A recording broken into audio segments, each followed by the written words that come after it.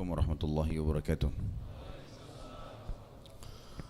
Alhamdulillah, selalu kita memuji Allah yang kita yakin sedang melihat kita semuanya dan juga selalu mendengar, mengetahui dan juga akan menghisap semua apa yang kita lakukan. Dia telah memudahkan segala urusan kita dengan kalimat ini, Alhamdulillah.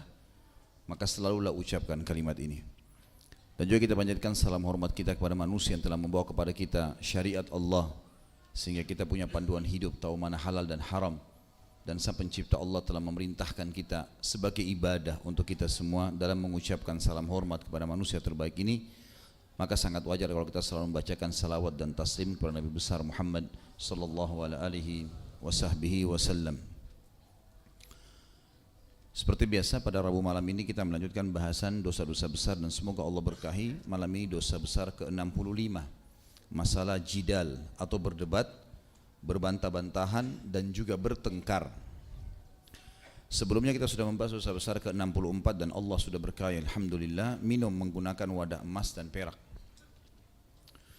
Tentu teman-teman sekalian, dalam kehidupan sosial kita berinteraksi dengan makhluk. Kita berinteraksi sama manusia, berinteraksi dengan hewan-hewan, berinteraksi dengan lingkungan, tumbuh-tumbuhan, bahkan mungkin benda-benda yang kita anggap mati, seperti batu, mungkin ya. Padahal sebenarnya itu semua adalah makhluknya Allah. Ada adab dan tata keramanya, ada adab dan tata keramanya. Tapi kalau kita ingin membahas ini tentu panjang sekali. Ada khusus bahasan saya di YouTube dengan izin Allah tentunya, membahas kitab Minhajul Muslim bab adab, dan adab banyak sekali, adab sama manusia, adab kepada hewan-hewan, adab kepada tumbuh-tumbuhan, adab kepada makhluknya Allah secara umum. Kita sempitkan lingkup bahasan kita adalah adab bermuamalah dengan manusia.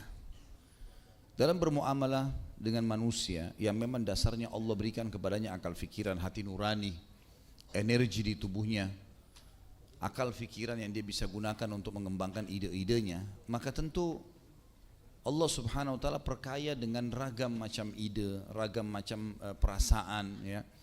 Dan ini tidak mungkin seketika bisa bersatu. Dan satu-satunya yang bisa menyatukan kita dalam satu pemahaman hanya masalah keimanan saja. Karena tentu mungkin saya pengen makan makanan A, mungkin yang satu teman saya ingin makan makanan B. Mungkin saya tidur di tempat A, mungkin dia ingin tidur di tempat B. Sesuatu yang wajar saya memilih pakaian A, dia memilih pakaian B.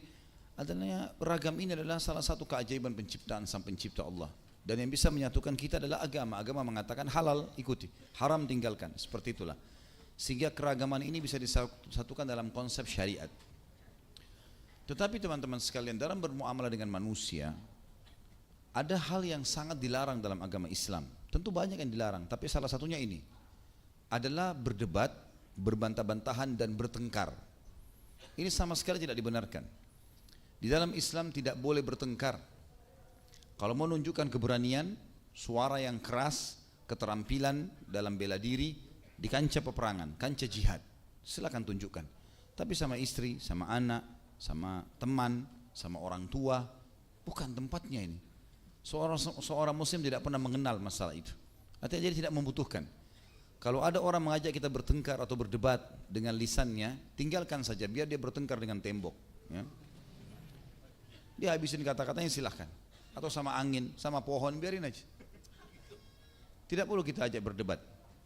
Tentu di sini tidak masuk di dalam bahasan kita kalau seandainya seseorang sedang menyampaikan argumen masing-masing untuk mencari kebenaran berbeda. Misal kita sedang membahas sebuah tema. Tema ini memang membutuhkan diskusi. Maka diskusi ini tujuannya misalnya saya mengumpulkan beberapa hujjah atau argumentasi. Teman saya juga ngumpulin untuk kita mencari titik temunya. Tapi biasanya ini tidak terjadi perdebatan karena hanya akan menyampaikan ini loh yang saya temukan di kitab ini. Oh ini loh yang saya temukan di sini. Lalu sama-sama mempelajarinya lalu mencari titik temunya. Itu oke. Tetapi teman-teman sekalian dilarang di sini adalah berdebat yang hal yang kosong. Ada orang kadang-kadang berdebat dengan istrinya hanya karena pilih rumah makan yang mana. Ribut di mobil akhirnya nggak jadi makan gara-gara itu. Hah? Apa gunanya? Hah? Terjadi kan? Ada orang mungkin berdebat sama temannya atau ribut hanya karena masalah temannya ingin pergi ke tempat A, dia ingin ke tempat B. Atau dia ribut dengan anaknya karena anaknya hanya ingin melakukan perbuatan A, tapi dia melarangnya, padahal sebenarnya masih bisa toleransi. Ini yang dimaksud di sini. Tidak ada gunanya untuk berdebat. Bahkan dalam Islam kita tahu kita diperintahkan untuk mendahulukan orang lain dari diri kita. Hadis Nabi SAW yang umum riwayat Bukhari Muslim, la yu'minu ahadukum hatta yuhibbu li akhihi ma yuhibbu li nafsi. Tidak akan sempurna iman seseorang di antara kalian sampai dia mencintai untuk saudaranya apa yang dicintai buat dirinya sendiri. Bahkan kita dalam Islam ada sebuah poin namanya ithar. Ithar ini yang Allah sebutkan dalam Al-Quran tentang sifatnya orang-orang Ansar di Madinah. A'udzubillahi minasyaitonirrajim wa yu'thiruna ala anfusihim walau kana bihim khasasah. Mereka mengithar diri mereka. Ithar artinya mendahulukan orang lain walaupun dia membutuhkan. Seperti misalnya orang-orang Ansar, pernah ada satu orang Ansar, waktu itu Nabi SAW menyambut muhajirin hijrah dari Mekah, lalu menyuruh, muhajirin dikumpulin di Madinah karena mereka sudah hijrah sebelum Nabi SAW, lalu Nabi tunjuk orang-orang Ansar, siapa yang mau menjadikan saudaranya muslim ini muhajir jadi tamunya, maka masing-masing memilih. Ada satu muhajir belum ada yang menawarkan diri karena masing-masing sudah menaruh tamu di rumahnya. Lalu Nabi SAW mengatakan, siapa yang menjadikan ini sebagai tamunya? Orang Ansar ini miskin sekali dia, tapi dia nggak mau kehilangan pahala. Dia mengatakan, saya Rasulullah. Kata Nabi SAW, bawalah ke rumahmu. Dia bawa ke rumahnya, sambil ngobrol di jalan segala macam. Begitu tiba di rumah, tamunya duduk di ruang tamu, dia bilang sama istrinya, ada makanan nggak? Kata istrinya, nggak ada, tinggal makanan bayi kita. Ada bayinya, ada makanan tepung gandum yang halus sekali dicampur air biasanya dengan garam untuk diberikan makan bayi pada zaman itu. Dia bilang, jika itu nggak ada lagi, itu pun satu porsi. Saya belum makan, juga tidak ada makanan yang bisa saya siapkan karena miskin memang, nggak ada makanan. Dia bilang, nggak masalah, buatin makanan bayi itu, hidangkan buat tamu, terus kita padamkan lampu kita. Padamkan, mereka pakai obor pada saat padamkan, supaya mereka tahu, tamu ini tahu kalau kita sudah makan dan kita akan tidur. Dibuatlah hal tersebut, kemudian dihidangkan kepada tamu. Tamu biasanya tentu malu makan kalau ada tuan rumahnya, apalagi dia tidak kenal, ya ini baru kenalan tadi. Maka dilakukan hal tersebut. Dia naik sama istrinya, maksudnya naik lantai 2 rumahnya, lalu dia tidur. Dia seakan-akan tidur sama istri anaknya, sampai anaknya pun menangis, berusaha untuk dikecilkan suara itu supaya tamunya nggak dengar. Tamunya pikir ada makanan, dia makan, terus dia tidur. Besok subuh datanglah sahabat ini yang Ansar ke Masjid Nabawi, lalu Nabi mengatakan, ketahuilah, Allah tahu perbuatan kalian semalam, dan Allah kagum dengan perbuatanmu dan istrimu. Artinya Allah SWT akan berikan pahala yang besar. Tapi ada ithar artinya mendahulukan diri dari orang lain. Kalau misalnya ada sesuatu yang sedang kita sampaikan kepada orang lain, lalu memang dia argumennya lebih kuat, memang lebih benar, kita berbesar diri untuk menerima. Disitulah puncak ya ketawaduan seseorang, kerendahan hatinya dia. Kalau temannya benar, anaknya pun benar yang disampaikan, istrinya pun benar, dia bisa terima, tidak terbawa dengan ego. Salah ya, saya salah. Itu orang mukmin begitu. Bukan dia pertahankan kesalahannya. Imam Syafi'i rahimahullah pernah melakukan diskusi dengan seseorang, saling menyampaikan argumen. Pada saat Imam Syafi'i melihat orang itu memerah wajahnya karena dia menyampaikan argumen terus, Imam Syafi'i mengatakan tapi ada begini, tapi ada begini.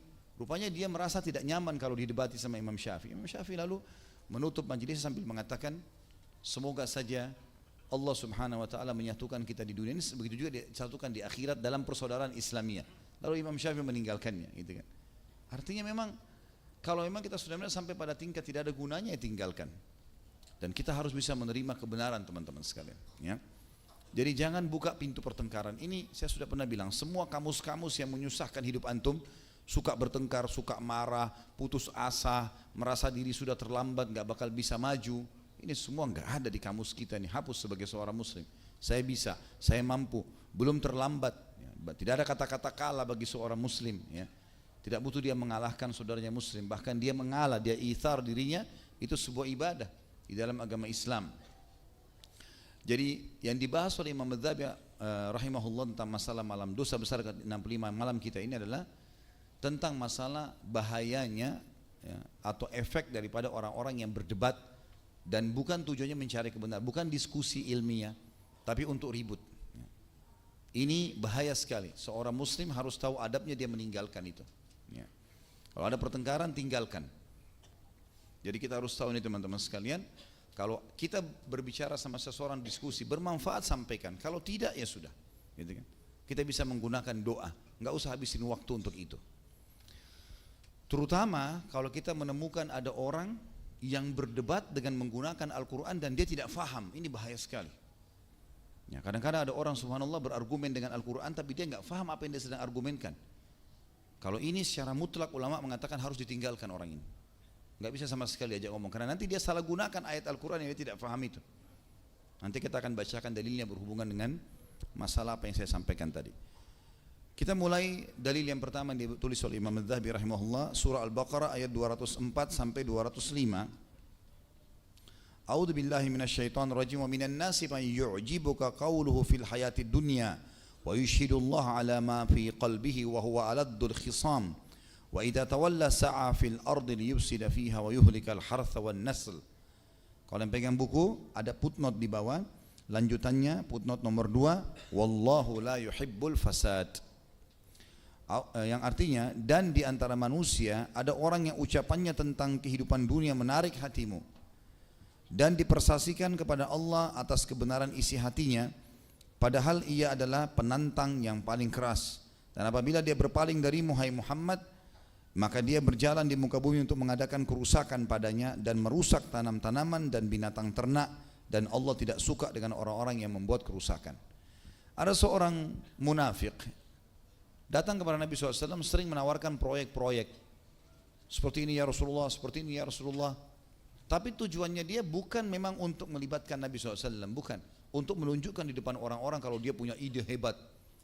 Tujuannya itu memang dia hanya untuk dibilang hebat. Makanya pada saat Rasulullah SAW pun mau meresponnya, maka dia meninggalkan Nabi SAW.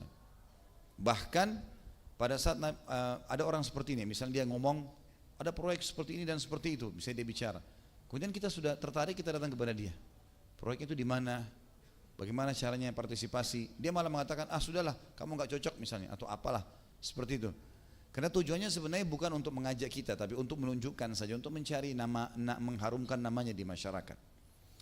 Buktinya Allah SWT mengatakan orang yang seperti ini, yang sering menyampaikan argumen-argumennya di depan orang dan memang sebenarnya tidak ada itu, maka engkau akan temukan dia bahkan akan merusak binatang-binatang ternak dan tanam-tanaman. Dan Allah tidak suka yang merusak itu. Bagaimana maksudnya? Kita akan temukan teman-teman sekalian orang yang suka berdebat ini. Setiap hari harus dia cari siapa yang diajak debat. Harus ada orang yang diajak bertengkar. Mungkin ada orang subhanallah dia baru balik kanan bertengkar sama si fulan, dia lihat ke depan ada orang lagi bertengkar lagi dengan orang ini, ke kiri juga dia bertengkar sama orang kiri, ya. Ada orang begitu, saya pernah lihat di jalan orang naik motor, dia ugal-ugalan nih. Setiap ada orang mau lewatin dia dimarahin. Saya lagi di belakang kebetulan. Dia marah-marah, seakan-akan tidak mau dilewatin gitu ya. Begitu dia di depan, terus ada orang yang melewatin, diajak berantem. Saya subhanallah sempat berpikir, orang ini kenapa ya, ada masalah apa? Ya. Mesti ada masalah sama si fulan, beribut terus gitu kan. Saya juga pernah masuk di bandara, waktu itu kebetulan naik Garuda, bisnis kelas menyiapkan lounge-nya. Saya pas masuk, memberikan boarding pass, ada satu orang datang sama keluarganya, ribut di situ, ribut kayak mau pukul meja segala macam, mau berantem. Saya berpikir ada masalah apa di lounge ini? Apakah pelayanan di dalam buruk gitu? Ternyata tidak. Saya bukan mau ikuti masalah dia ya, tapi kebetulan memang saya masih sementara memberikan boarding pass, maka saya dengar karena suaranya ribut. Ternyata dia kelas ekonomi mau maksain masuk di situ. Kenapa saya nggak boleh masuk di sini? Kenapa begini? Berdebat pada hal yang tidak ada gunanya. Sudah dijelasin. Ini nggak bisa Pak. Ini hanya untuk bisnis. Loh, saya dulu pernah masuk ke sini. Mungkin dulu Bapak pakai bisnis. Nggak mau tahu. Ribut. Ini contoh-contoh lapangan. Saya lihat depan mata kepala. Ini ada orang begini, masalah terus. Nah, orang-orang yang terbiasa begini, mungkin sama istri bertengkar tiap hari. Saya pernah ke Jawa Timur satu kali. Waktu itu kebetulan saya ngantar adik saya laki-laki. Dia mau menikah, mau melamar, kemudian saya temani. Terus ada kelompok keluarga dari situ tuh, saya naik ke mobil di depan, terus tiba-tiba nggak tahu kenapa tadinya naik, nggak ada masalah, suami istri di belakang. Terus tiba-tiba ribut. Jadi sedikit ada saja istrinya bicara apa, pasti suaminya salahkan. sepanjang jalan dari satu daerah ke daerah lain, lumayan lah 2 jam perjalanan, rame-rame satu mobil keluarga. Ini orang berantem terus ini, suami istri tidak ada titik temunya gitu, karena setiap istri ngomong apa pasti marah, bahkan sampai mau dipukul di mobil. Ini saya nggak habis pikir, apa masalahnya ini? Tapi setelah saya merunung ayat ini, memang subhanallah ada satu hal yang Allah pesankan. Kalau orang sudah terbiasa suka bertengkar, ya, dia memang sudah nggak rasa nyaman kalau nggak bertengkar. Mungkin begini, dia mau buka pintu, pintunya sempat nggak bisa terbuka, dia akan marah sama pintu. Hah? Benar nggak? Nanti ada orang yang motornya mau di starter nggak bisa, ditendang motornya, padahal kakinya tambah sakit. Semua dibuat masalah ini. Mungkin ada tanaman yang mungkin ditanam, mungkin kesentuh atau apa, semua kena marah. Makna firman Allah di sini, perhatikan firman Allah di ayat 205-nya ya, dalam surah Al-Baqarah ini. Dan kalau dia berpaling dari Muhammad, maksudnya mulai beraktivitasnya sehari-hari, maka dia berjalan di muka bumi dengan mengadakan kerusakan padanya. Kerusakannya apa? Dan dia merusak tanam-tanaman dan binatang ternak. Maksudnya kata para ulama adalah dia sudah melampiaskan semuanya, ya, khisamnya itu pertengkarannya sama benda-benda pun, sama makhluk, sama hewan, sama tumbuh-tumbuhan, apa saja. Semuanya serba salah depan mata dia. Ini orang susah mengontrolnya, gitu kan. Nah ini permasalahannya kalau orang memang menjadikan itu sebagai rutinitas. Makanya selalu ingat teman-teman sekalian sabda Nabi SAW kepada sahabat muda yang datang, ya Rasulullah, wasiatkan saya supaya saya bahagia hidup. Jangan kamu emosi. Apalagi ya Rasulullah, jangan kamu emosi. Apalagi ya Rasulullah, jangan kamu emosi. Kontrol. Jangan sampai ke situ, karena kalau buka pintu ini maka akan sulit untuk dikontrol. Kita akan terus suka marah, suka emosional, ya. Akhirnya berdebat terus, ribut terus, segala macam hal. Dan apa ketentraman rumah tangga kalau setiap mau makan saya sudah ribut sama istri, ya. Mau beli pakaian saja ribut sama istri. Ada masalah cuma mau keluar sebentar ribut. Untuk apa semuanya diributin, gitu kan? Maka ini penyakit yang akhirnya berkembang hanya karena suka sekali berargumen dan bukan pada tempatnya. Allah SWT juga menyebutkan dalam dalil yang kedua, surah Az-Zukhruf ayat 58, A'udzu billahi minasyaitonir rajim, ma darabuhu laka illa jadala, bal hum qaumun khasimun. Mereka tidak memberikan perumpamaan itu kepadamu melainkan dengan maksud membantah saja. Sebenarnya mereka adalah kaum yang suka bertengkar. Ayat ini juga turun tentunya kepada orang-orang munafik, sebagian orang-orang Yahudi yang memang mereka suka menyampaikan sesuatu kepada Nabi SAW, tapi tujuannya bukan untuk mendapat respon balik, tapi memang untuk menunjukkan kalau mereka hebat dan mereka bisa berdebat. Seperti itulah. Juga Allah berfirman dalam surah Al-Mu'min ayat 56, A'udzu billahi minasyaitonir rajim, innal ladzina yujadiluna fi ayatillahi bighairi sultanin atahum in fi sudurihim illa kibrum ma hum bibalighi. Sesungguhnya orang-orang yang memperdebatkan tentang ayat-ayat Allah tanpa alasan yang sampai kepada mereka, tidak ada dalam dada mereka melainkan hanyalah keinginan akan kebesaran yang mana mereka sekali-kali tidak akan mencapainya. Ini ayat salah satunya dalil tentang mutlaknya haram, ya, seseorang menjadikan ayat Al-Quran sebagai perdebatan, bukan tujuannya untuk mencari pemahamannya dan diperdebatkan, apalagi kalau dia tidak punya ilmu sebagaimana saya jelaskan tadi. Ada juga hadis nanti menjelaskan masalah itu, ya. Al-Ankabut ayat 46 juga berbunyi, A'udzubillahi minasyaitonirrajim, wala tujadilu ahlal kitabi illa billati hiya ahsan, dan janganlah kalian berdebat dengan ahli kitab melainkan dengan cara yang paling baik. Yang dimaksud di sini kata ulama berdebat adalah menyampaikan argumen yang jelas. Tapi pada saat sudah disampaikan dan mereka menolak, maka tinggalkanlah. Sebagaimana orang-orang Yahudi yang dipanggil oleh Nabi SAW, kemudian diajak masuk Islam, mereka menolak, ya sudah. Nabi SAW biarkan mereka pergi. Karena sudah tidak ada gunanya, mereka tidak mau sama sekali menerima kebenaran.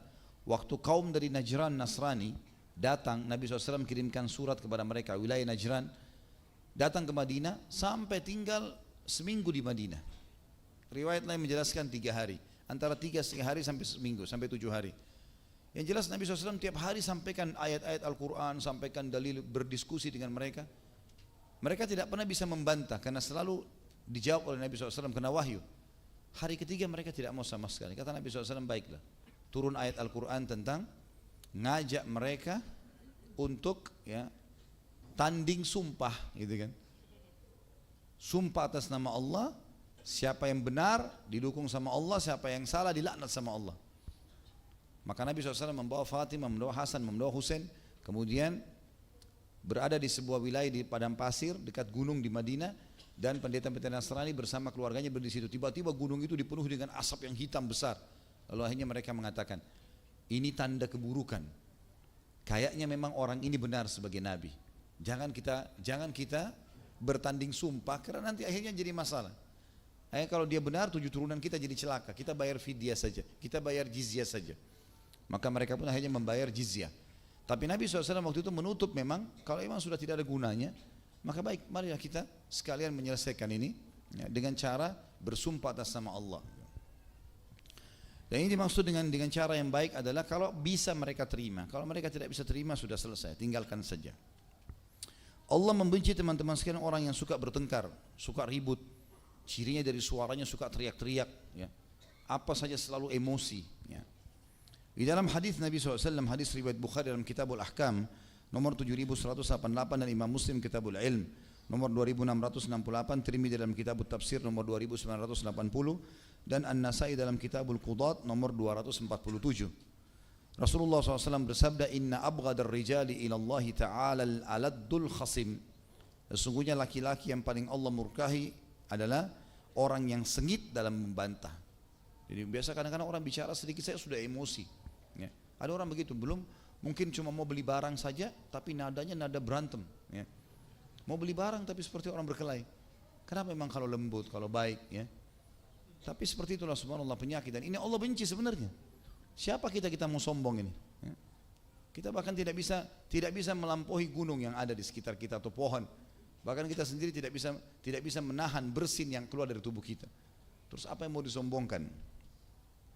Dalam riwayat lain Rasulullah SAW bersabda, dan hadis ini diriwayatkan oleh Ibn Abi Dunya dalam Dhamm al-Ghibah dari Abu Hurairah, dan juga dalam Jami' as-Saghir disebutkan nomor 169.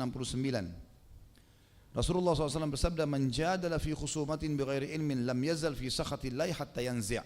Barang siapa yang mendebat dalam suatu pertengkaran tanpa ilmu, maka dia senantiasa dalam kemurkaan Allah hingga dia berhenti. Kalau ada orang terus saja berdebat pada hal-hal yang dia tidak punya ilmunya, apalagi berhubungan dengan masalah agama, apalagi saling mencaci maki dan menyalahkan, maka ini percuma saja. Dia di dalam permusuhan atau Allah musuhi dia, Allah murka padanya sampai dia berhenti. Sampai dia berhenti. Ya, ini tentu banyak sekali contoh-contohnya, ya. Saya ingat waktu saya masih mahasiswa di Madinah, sempat pulang liburan di Indonesia masih tahun 90-an, waktu itu tahun 96, 97. Dari Jakarta saya coba naik kereta ke Surabaya, waktu itu main silaturahim dengan beberapa kerabat ibu saya di sana, Allah yarham. Kemudian di kereta, karena menginap, saya waktu itu malam tidak bisa tidur di kursi pada saat itu. Kemudian saya coba ke daerah kantinnya untuk beli makanan. Waktu itu saya masih mahasiswa, masih kuliah. Saya lihat di kantin itu ada orang yang duduk, ada 2 laki-laki, 1 perempuan. Perempuan ini tidak berhijab, cuma karena sempit tempatnya jadi terlihat gitu. Saya sempat membeli sesuatu, kemudian saya niatnya mau kembali ke kursi. Waktu itu kalau nggak salah mau beli teh hangat untuk supaya membuat saya lebih tenang, karena waktu itu tidak enak keadaannya, nggak bisa tidur, pusing segala macam. Terus saya dengar orang-orang ini, waktu itu jamnya mungkin jam 1 malam atau jam 2 malam, berbicara tentang sholat malam. Orang-orang ini, laki-lakinya dua-dua sambil merokok, perempuannya tidak pakai hijab, berdebat tentang sholat malam. Saya masih ingat, sudah tidak tutup aurat, merokok, dan tidak sholat. Kemudian berdebat masalah sholat malam. Apa gunanya? Gak nyambung sama sekali. Tapi ribut, tak, sholat malam itu jumlahnya sekian, mesti jam sekian, mesti tidur dulu, mesti begini. Sambil ini Allahu alam mahram atau bukan mahram ini. Tapi kelihatannya orang umum gitu kan. Tapi saya lihat ini termasuk berdebat yang tidak ada gunanya. Tidak nyambung sama sekali, bukan bidangnya dan tidak diamalkan lagi. Tentu kita tahu ayat Al-Quran yang berbunyi, A'udzubillahi minasyaitonirrajim, kabura maqtan indallahi an taqulu ma la taf'alun. Berat di sisi Allah kalau kalian mengucapkan sesuatu sementara kalian tidak mengerjakannya. Tidak boleh kita berbicara apa-apa. Saya termasuk pernah meluruskan, saya masuk di sebuah masjid di Surabaya. Waktu saya masih di sana, dari Makassar sempat pindah sebentar ke sana tahun 2004 pada saat itu. Kemudian saya masuk ke sebuah masjid, ada satu orang habis sholat ceramah. Terus dia bilang,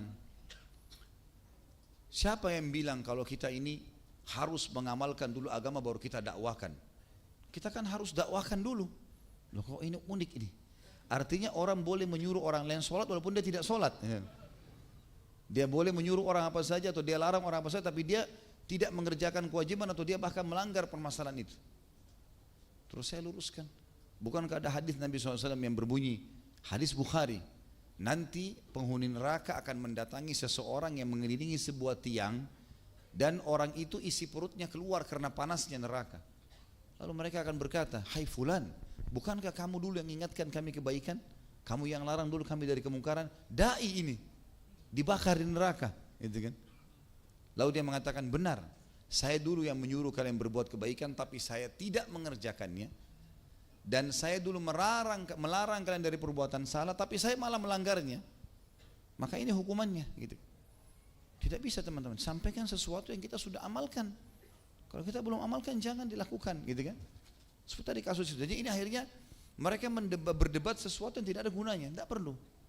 Karena tidak bermanfaat, tidak diamalin. Kalau dia mau cari sesuatu, jadi yang boleh begini teman-teman, kita nggak paham, kita bertanya pada ahlinya. Kemudian dia berargumen, dia menyampaikan, lalu kita mungkin pernah dengar, oh tapi ada saya pernah dengar seperti ini, bagaimana pendapatnya, dalil ini, dalil itu. Memang mau cari kebenaran, silahkan, itu boleh. Tapi kalau tunjukkan kalau kita hebat, kita pintar, di majelis ilmu juga biasa begitu. Alhamdulillah kita sekarang menggunakan metode menulis kertas. Biasanya dulu-dulu waktu saya pengajian kalau dikasih kesempatan pegang mic, ada orang memang bertanya. Dari pertanyaan kelihatan orang ini hanya mau nunjukin kalau dia hebat. Makanya saya sering bilang kalau bertanya jangan ngetes saya. Silakan ngetes tembok sana, pohon sana, silakan. Kalau mau bertanya yang tidak dimengerti, kan gitu. Karena kita bukan tujuannya untuk saling mengetes di sini. Materinya jelas, mau ditanya sesuai tema silahkan. Saya juga jawab sesuai kemampuan saya, kan gitu. Jadi nggak perlu masuk ke zona itu ya, karena ini berbahaya, masuk dalam kategori dosa besar. Jadi siapapun kata Nabi SAW yang berdebat pada suatu pertengkaran, bahkan dia tidak punya ilmu di situ, dan saya sudah kasih beberapa contoh tadi, maka dia senantiasa dalam kemurkaan Allah hingga dia berhenti dan dia tidak lagi melakukan itu. Dalam riwayat yang lain, yang ini diriwayatkan oleh Imam Tirmidzi dalam kitab Tafsir nomor 3250, Ibnu Majah dalam Al-Muqaddimah nomor 48, Imam Ahmad dalam Musnad nomor 252. Rasulullah SAW bersabda, "Ma dhalla qaumun ba'da huda kanu alaihi illa utul jadal." Thumma tala, "Ma darabuhu laka illa jadala bal hum qaumun khasimun." Tidaklah suatu kaum tersesat pada saat sebelumnya mereka berpegang pada hidayah, melainkan pasti mereka akan didatangi oleh sifat suka berdebat atau mendebat. Jadi kalau ada orang pernah sudah sampai padanya hidayah, lalu ternyata dia menolaknya, argumen-argumen yang benar, kecuali pasti Allah akan berikan mereka sifat suka berdebat. Kemudian beliau membaca firman Allah, mereka tidak memberi perumpamaan itu kepadamu melainkan dengan maksud membantah saja. Sebenarnya mereka adalah kaum yang suka bertengkar. Juga tidak disebutkan dalam sebuah riwayat, Imam Az-Zahabi rahimahullah mengatakan, saya tidak tahu riwayat ini, tapi beliau mengangkatnya dari Ibnu Umar dinukil sebuah athar bahwasanya Nabi SAW bersabda, "Inna akhwafa ma akhafu ala ummati dhallatu alimin wa jidalu munafikin bil Qur'an wa dunya taqta'u a'naqakum." Sesungguhnya yang paling aku takutkan atas umatku adalah tiga hal. Ketergelinciran orang alim. Kalau sudah mulai ilmunya digunakan hanya untuk kepentingan dunia, walaupun Allah haramkan jadi halal karena dapat duit misalnya, atau sebaliknya, gitu kan? Sebagaimana sering diceritakan dalam Al-Quran masalah banyaknya pendeta-pendeta dan pastor yang melakukan itu, memperjualbelikan ayat-ayat Allah dengan harga yang murah, gitu ya. Maka itu yang dikhawatirkan oleh Nabi SAW, alim-alim seperti ini. Dia bisa berargumen, akhirnya dia membantah yang lainnya untuk membenarkan perilaku yang ditunjukkan oleh orang yang sedang membayarnya. Yang kedua, serangan atau debatnya orang munafik dengan menggunakan Al-Quran. Di Indonesia ini banyak sekali. Al-Quran berbunyi begini, Al-Quran berbunyi begini, padahal sebenarnya mereka lain. Ya. Mereka sama sekali tidak paham masalah itu. Bahkan sampai pada tingkat di Indonesia ada orang yang sudah sampai derajat doktor di universitas dan mengajar, dan saya tahu orangnya. Sampai pada tingkat bukan cuma manusia didebati, kitab Allah Al-Quran didebati. Di sebuah seminar, dia berani menyampaikan di depan mahasiswa, depan banyak orang, dan sempat kebetulan waktu itu saya diminta untuk menjadi pembanding ya, di kota Makassar pada saat itu. Dia berani mengatakan ha mim alif lam mim ya. Dan semua huruf-huruf yang terputus di awal Al-Quran ini adalah orang-orang yang sengaja memasukkan namanya dalam Al-Quran dari kalangan sahabat agar mereka dikenal. Ini belum pernah ada satu pun ahli tafsir berani mengatakan ini ya. Ini kalau seandainya saya punya kampus, orang ini dapat doktor, saya tarik doktornya nih ya. Bahaya sekali ini. Yang dia debat firman Allah yang turun. Nabi SAW sendiri tidak pernah menafsirkan itu, sahabat tidak pernah menafsirkan, dan mereka mengimani apa adanya. Sampai para ulama tafsir dari kaum salaf mengatakan huruf-huruf yang terputus di awal Al-Quran hanya Allah mengetahui maknanya atau nama lainnya surah itu. Dia enggak, dia bilang itu sengaja sahabat menambah supaya mereka dikenal. Ini kan menuduh Al-Quran berarti ada tambahan, menuduh sahabat menambah-nambah sesuatu. Ya kan? Apalagi kita tahu Al-Quran ini disusun di zamannya Utsman bin Affan, dan yang susun ini luar biasa nih, sahabat-sahabat Zaid bin Thabit, ahli-ahli Al-Quran, gitu kan? Hudzaifah bin Yaman, banyak sahabat-sahabat Nabi yang mulia memang yang menyusun itu, dan mereka sepakat menggunakan bahasa Quraisy. Ini luar biasa, ini contoh dan banyak sekali di kampus sayangnya, kampus-kampus Islam, studi Islam, tapi begini isinya. Mendebati Al-Quran, mendebati hadis-hadis Nabi SAW, menyalah-nyalahkan para ulama. Ini aneh sekali ya. Tapi itu terjadi, subhanallah. Ini bisa masuk dalam kategori orang munafik yang berdebat menggunakan Al-Quran ya. Dan yang ketiga adalah dunia yang memotong leher kalian. Maksudnya adalah sampai membuat seseorang itu tidak peduli lagi dia harus mati atau tidak, yang penting mendapatkan urusan dunianya ya, biar ibadah nggak masalah ditinggalkan, yang penting dia dapat dunianya. Dalam riwayat lain juga Nabi SAW bersabda, riwayat Abu Daud dalam kitab Sunnah nomor 4603 dan Imam Ahmad dalam Musnadnya nomor 258, 286, 424 dan seterusnya, mungkin 7 atau 8 kali diulangi oleh Imam Ahmad rahimahullah, dan Abu Daud juga menyebutkan dalam sunannya. Rasulullah SAW bersabda, al-mira'u fil Qur'ani kufrun. Berdebat dalam Al-Quran adalah suatu kekufuran. Seperti tadi kasus itu, mendebati isi Al-Quran. Kenapa ayat ini harus turun misal? Kenapa bukan turun seperti ini saja? Apa Allah tidak tahu? Banyak orang begitu sekarang ya, kelompok-kelompok jin ini begitu kalau caranya mendebati Al-Quran ini. Dia debati Al-Quran, apa yang ada di situ itu didebati, bukan dia belajar untuk bisa memahaminya, tidak masuk di akalnya baru baca, kayaknya nggak mungkin nih ya. Makanya harus direvisi bagi mereka Al-Quran. Kalau saya sarankan otak mereka yang direvisi. Oh iya. Kalau tulisannya saja dia tulis disertasi atau tesis, kemudian ada yang protes sementara dia sudah dapat cum laude, mungkin dia sudah protes luar biasa, mungkin bisa masuk pengadilan. Dia protes kitabnya kaum muslimin 1400 tahun lalu turun dan sudah sempurna, semua kita imani keberadaannya. Ini aneh sekali. Tapi itu terjadi. Mereka mendebati itu ya, mereka mendebati itu. Dan luar biasa, setiap kali ada sesuatu yang aneh-aneh berhubungan dengan Al-Quran, pasti mereka dukung. Apa saja, terutama masalah revisi Al-Quran ini ya. Harus diganti, harus revisi. Dan ini sebenarnya sudah dikembangkan oleh Kemal Atatürk di Turki pada awal dia menghapus khilafah Islamiyah. Enggak, kita harus supaya Turki maju, berlepas diri dari Al-Quran, berlepas diri dari bahasa Arab. Kita adalah orang Turki, kita harus punya fanatisme, dan akhirnya digantilah azan dalam bahasa Turki, dihapuslah khilafah Islamiyah, baju-baju hijab ini semua dianggap adalah pakaian orang Arab. Tinggal setelah itu Turki jadi terpuruk, menjadi negeri 200 sekian ya, termiskin di dunia gitu kan. Pada saat mereka sekarang sudah mulai berusaha kembali ke Islam, baru kemudian Allah SWT muliakan kembali. Riwayat yang selanjutnya adalah riwayat Abu Daud dalam Kitabul Aqdiyah nomor 3597. Nabi SAW bersabda, man khasama fi batilin wa huwa ya'lam lam yazal fi sakhatin lahi hatta yanzi'. Barang siapa yang bertengkar atau membantah dalam kebatilan sedangkan dia mengetahui, sebenarnya sudah tahu ini benar yang diucapkan orang ini, tapi dia mungkin karena dia lebih muda, mungkin karena dia tidak mau namanya dianggap nanti kalah dan seterusnya, maka dia senantiasa dalam murka Allah sampai dia berhenti. Di dalam riwayat lain, riwayat Abu Daud, lafadznya ada tambahan lafadz berbunyi faqad ba'a bi ghadabin min Allah. maka dia telah mengundang murkahnya Allah. Selanjutnya dua dalil yang tersisa adalah sabda Nabi SAW di dalam hadis riwayat Imam Ahmad dalam Musnadnya nomor 44. Akhwafu ma akhafu ala ummati kullu munafikin alimul lisan. Yang paling aku takutkan menimpa umatku adalah setiap orang munafik yang lidahnya pandai berbicara. Ya seperti sekarang yang luar biasa. Kalau saya lihat, saya pernah menjadi praktisi akademik. Saya juga sekarang sudah lama, alhamdulillah sudah lebih dari 10 tahun terjun di dakwah, di lapangan menghadapi masyarakat langsung. Saya melihat di praktisi akademik terutama yang mengatasnamakan Islam ini banyak sekali orang yang seperti ini. Banyak sekali. Dia sendiri praktek Islamnya dalam keseharian jarang sekali, tapi jadi dosen agama Islam. Itu aneh sekali itu, luar biasa gitu. Dan saya temukan waktu saya lagi belajar, ada beberapa orang dosen yang tidak praktekin agama Islam, tapi mengajar pelajaran Islam.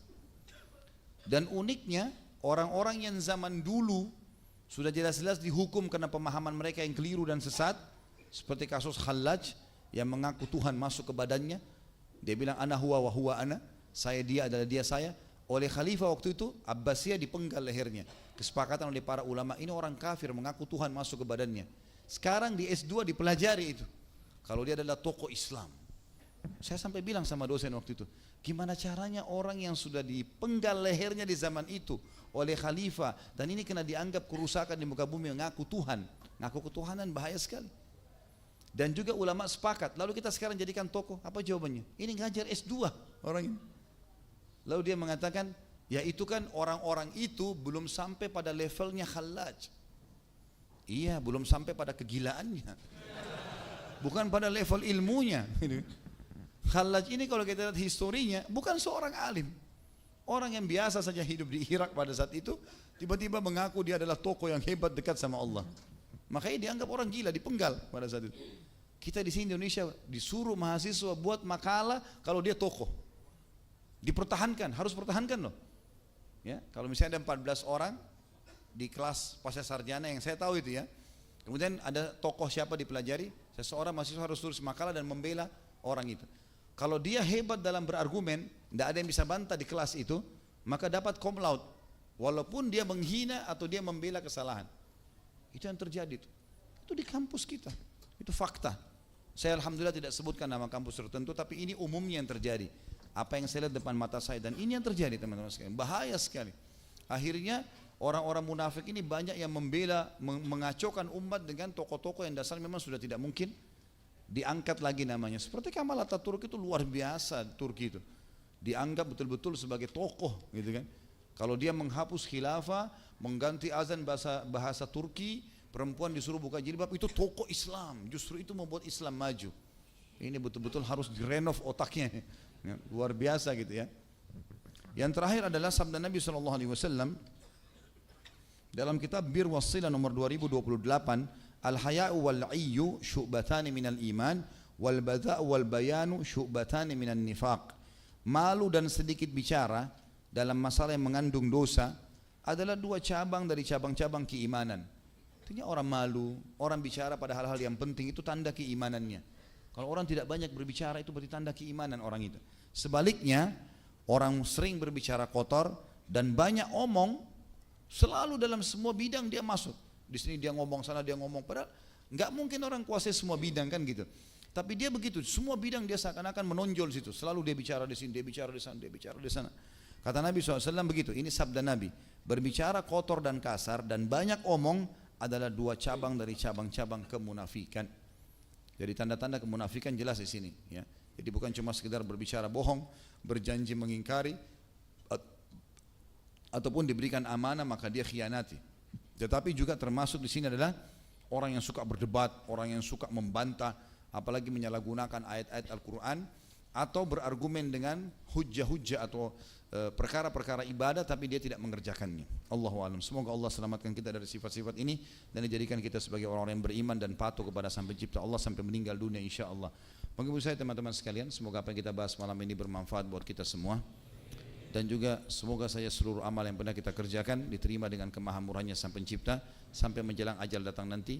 Dan seluruh dosa yang pernah kita kerjakan terutama yang hadir dalam majelis kita ini semuanya dengan kemahamuran Allah diganti menjadi pahala, dan juga semoga Indonesia menjadi negara yang aman, damai, tentram, seluruh umat Islam di bawah naungan ukhuwah Islamiyah, dan juga diangkat perselisihan di antara mereka dan terselamatkan dari semua kaum munafikin, semua tipu daya musuh-musuh Islam, dan juga agar seluruh wilayah di Indonesia diberikan pemimpin muslim yang adil kembali kepada Al-Quran dan Sunnah, dan semoga Indonesia menjadi contoh bagi negara-negara yang lain. Dan juga kita selalu mendoakan saudara kita di Palestina, di Syria, di Yaman, di Irak, di Myanmar, di Ahsa, di manapun mereka berada sedang tertindas. Semoga Allah ikhlaskan niat mereka, terima para syuhada mereka, mudahkan Islam di tangan mereka dan tangan kita semua, dan semoga Allah partisipasi kita bersama mereka di pahala, baik dengan doa, dengan harta, juga dengan jiwa kita, dan semoga Allah dengan kemahamurahannya menyatukan kita semua di surga firdausnya tanpa hisab, sebagaimana disatukan di majlis ilmu yang mulia ini. Kalau benar dari Allah, kalau salah dari saya mohon dimaafkan. Subhanakallahumma bihamdika, asyhadu an la ilaha illa anta, astaghfiruka wa atubu ilaik. Wassalamualaikum warahmatullahi wabarakatuh.